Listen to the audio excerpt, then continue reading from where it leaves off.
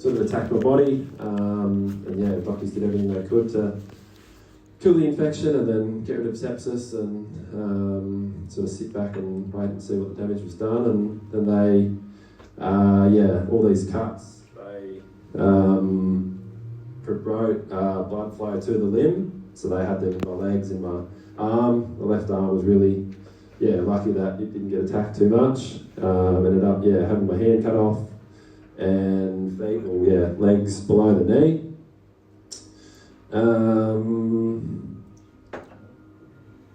I was in and out of a coma for sort of 1 to 2 weeks till I come well enough to be able to respond and not be too aggravated. Just praying that I didn't lose my left hand. I was super lucky that I didn't. But at the time, all the skin off the left hand had actually fallen off and my nails had fallen out, and I don't know what, some sort of doctor come along and let it go and just probably don't listen to what he has to say because he's a bit pessimistic.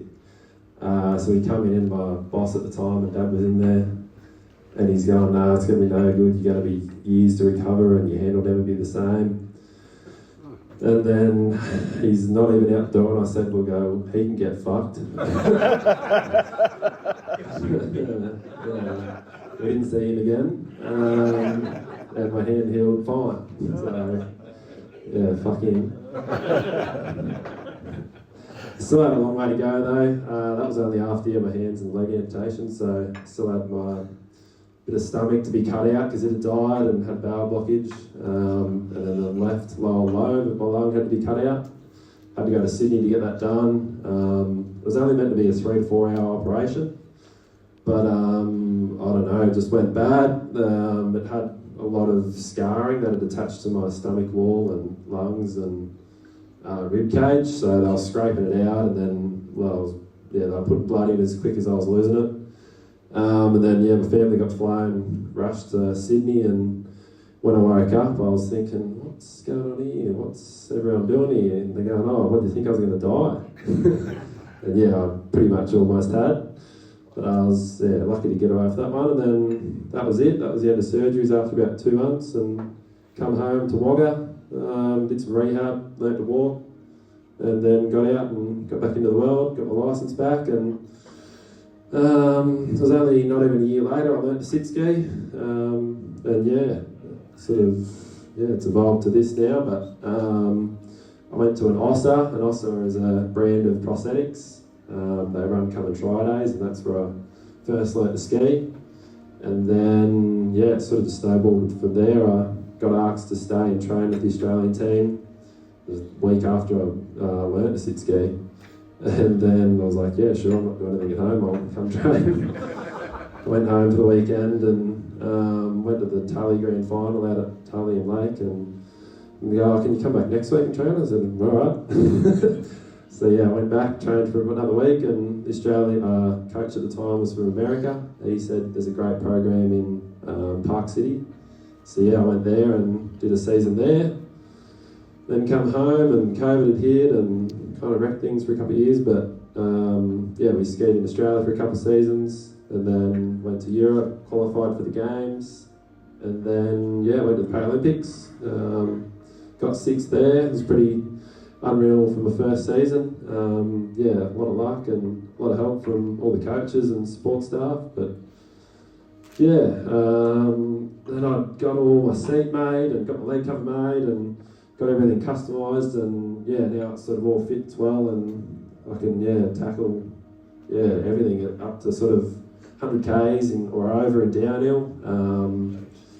It's pretty crazy to be able to ski at that speed, but then I had a crash at the end of last year in downhill. Crash itself wasn't too bad, but then I was just sliding flat out maybe 80 k's into a net, and I don't know really what happened, but just got smashed up and broke ribs, and everything inside was good, but outside is who knows what's going to happen. I don't know what else, but I've had a crack at wheelchair rugby. It's been pretty good fun. It's hopefully you'll get around to watching it in the next couple of weeks. it's like a full contact sport. You're in a wheelchair, but you're not allowed to touch anyone with your hand or hands. But just hard as you want to hit them with your wheelchair, go for it. Anything behind the axle or in the back end, if you flip them, you'll be in trouble. But everything in the front on front is just full on. It's been really great fun to have a crack at it the last couple of years. I'd be keen to watch the boys get into it over there. Not too much else. Bought a house in Rocket last year and slowly getting it done up. Get back into a bit of work. I did some work as a teacher's aide last year, just in primary schools, and then a bit of electrical work with my brother and the boys. It's been pretty good fun. And that's probably about it for me. Any questions or How old were you when you got? 20 when I went in hospital. I turned 21 in hospital. I'm 27 last week. So 6 years. Are you able to, with your right hand, obviously, so you can handle pretty well. Amazing what you can do, and fantastic story. Is there any thing you can do with your right hand, like with a claw or anything?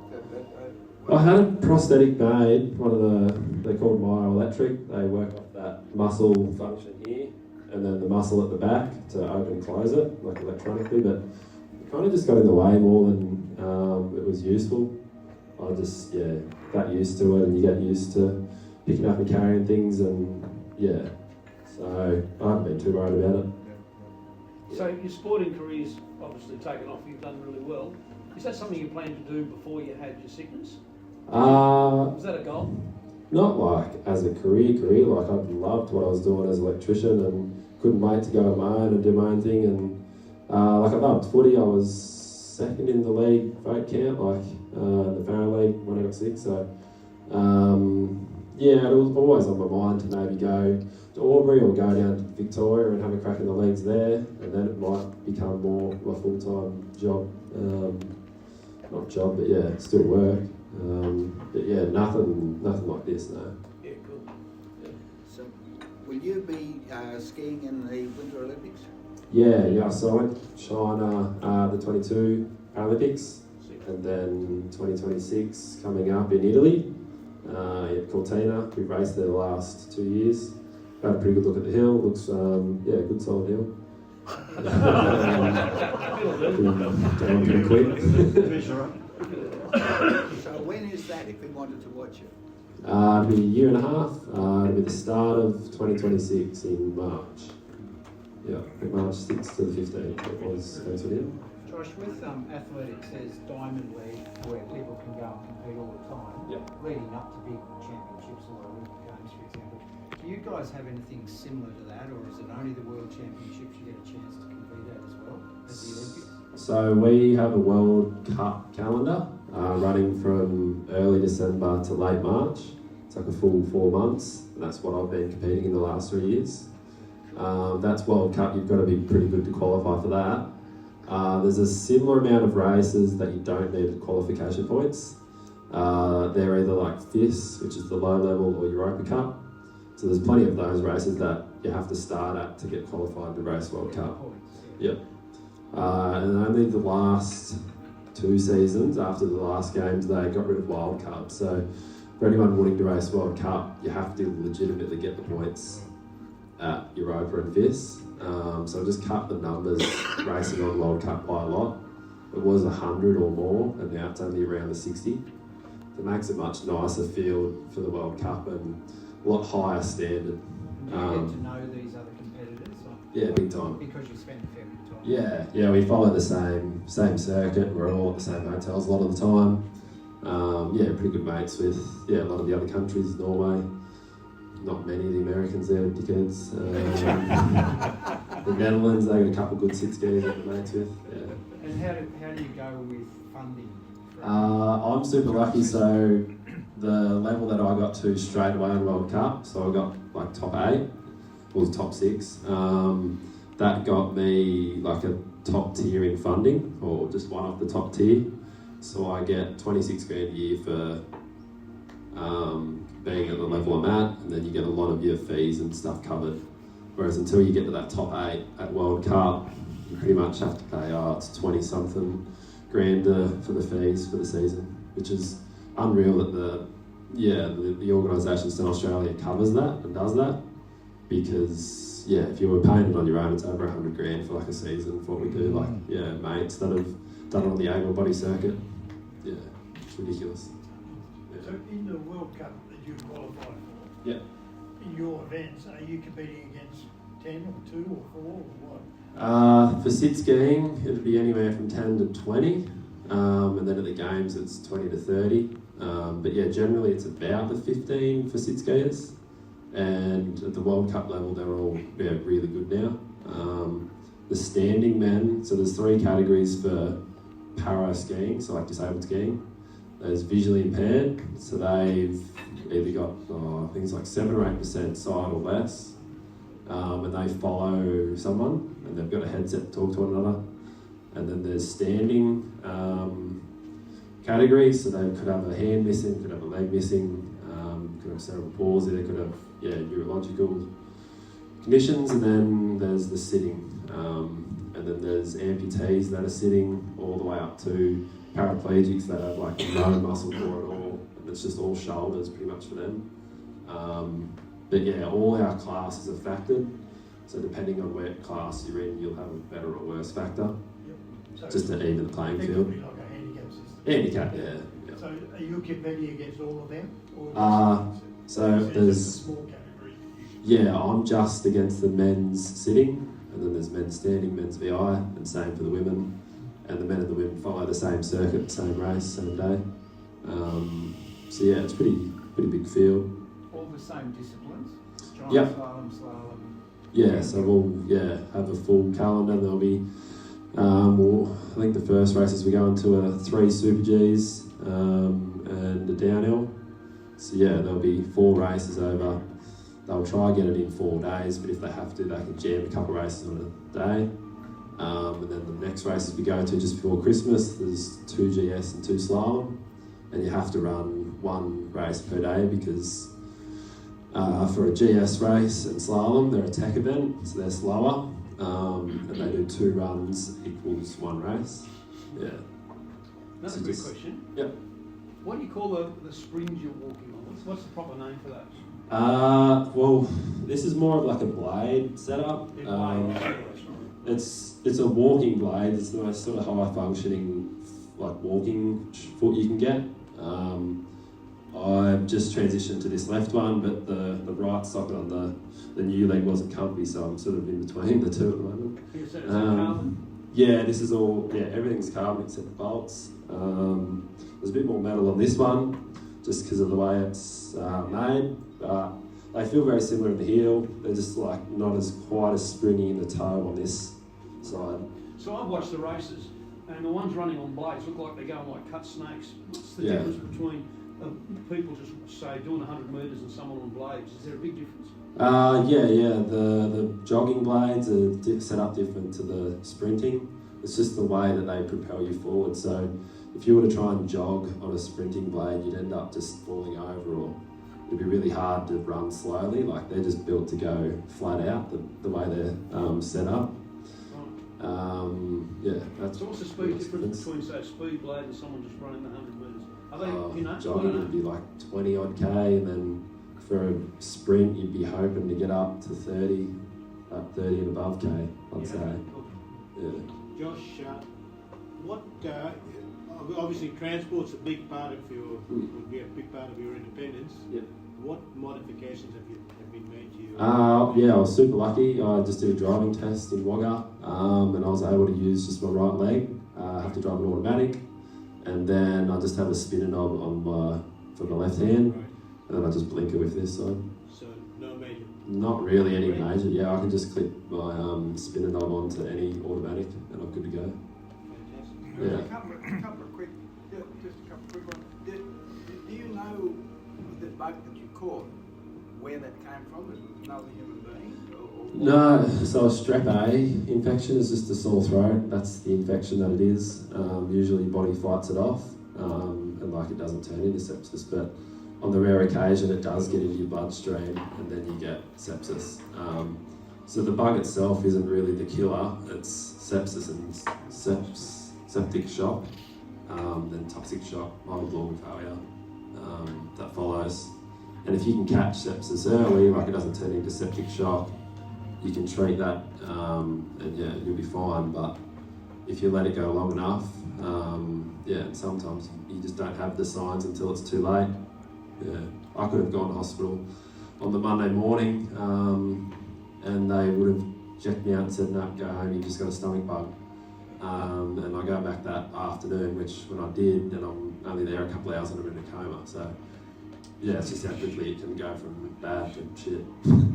I've heard of people who have lost a limb, arm or a leg, still after they've lost it, have the sensation of fingers or toes. Do you get that? Yeah. When I was in hospital, I had heaps of phantom pain, and I suppose because of the amount of drugs I was on also, that you could feel crazy things. And yeah, I could open and close my hand, and I'd be having like hallucinations that I've got money and a peach pit in my hand, and I'm giving it to Dad, and because Dad stayed with me overnight and had things rattling around because this was all bandaged up, but I was still puffing things as though I had something in my hand. But now less and less, or none at the moment, and I've been lucky not to have that bad phantom pain. Sometimes I like my left little toe, I can feel it grab. I used to have the nail on the corner of it, was a bit funny to kind of break up sometimes. I think it's something to do with that nerve that still gets hit, but yeah, rarely. That's a bit of a segue into my question. Looking into the future and technology and the way it's going, I've heard of the Neuralink projects in the States where they put a chip in your brain and you can have a hand there and it'll actually operate your hand. Yeah. Are you a candidate for that, or would you be interested in that sort of technology? Yeah, for sure. I'd love to be able to get a hand that worked really well. It's just a lot of time and money, but yeah, one of those Neuralinks would be unreal. I'm sure that'll come around soon enough. The other cool technology would be to get rid of prosthetics and just put osteo integration. So they put a bolt up into your leg, so it's like a knee replacement, and then you just walk around on that. But it's always an open wound, so it's never really a closed wound just because you've got metal coming out the end of your leg. So I'd probably steer clear of that until I'm done, doing crazy shit.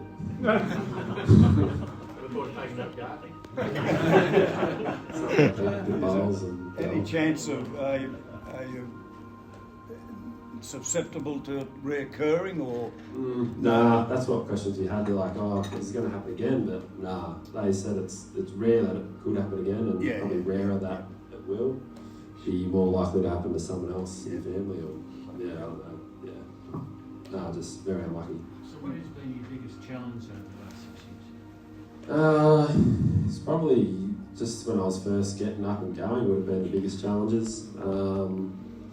I didn't sort of have too many. Once I'd learnt to walk and I'd got my licence, and I wasn't worried about doing this or that. I just, whatever come along, and then it was within a year that I learnt to ski. So I'd planned to go to uni to do sports science. That was my first sort of reaction, was to go do that. But I ended up dropping that and skiing.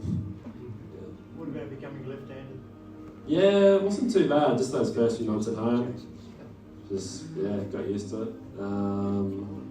It's weird that I do try and catch things now with my left hand, and just don't really get worried about it. Writing and stuff? Writing's pretty terrible. I was never very good at my writing anyway. Short my initial to a JH, not a J Hanlon. Josh, what were like you said before, that you've been doing some helping out at primary schools and things like that. I know you're out there on public school. What were the kids like? What was the reaction? They were pretty funny. They're just very inquisitive, I guess, like kids are. When they get in groups, they're even more confident. They're just very inquisitive and always want to know this and that and why you do this, why you do that. But it's good that they do ask questions. What's the reaction of getting on a plane? Hurry up. Get to the next place. Seem to take a lot of flights here and there and everywhere now. But how do you get on getting on the plane? Getting through security. I get a pat down or take my legs and put them through the scanner, or get swabbed, get this, get that. Yeah. It's not too bad, but I think they must just see that I've done it a few times now, and I usually just go straight down, sit down, or arms up. As soon as just comply as much as you can and you get through there quicker. Canberra's probably the harshest, pretty harsh. Singapore, Sri Lanka the other day, they didn't care what I did. So airports are weird. Some are really bad, some are, I don't really care about anything. Get anything through. Yeah, that's fantastic. Thanks so much. Well done, Josh.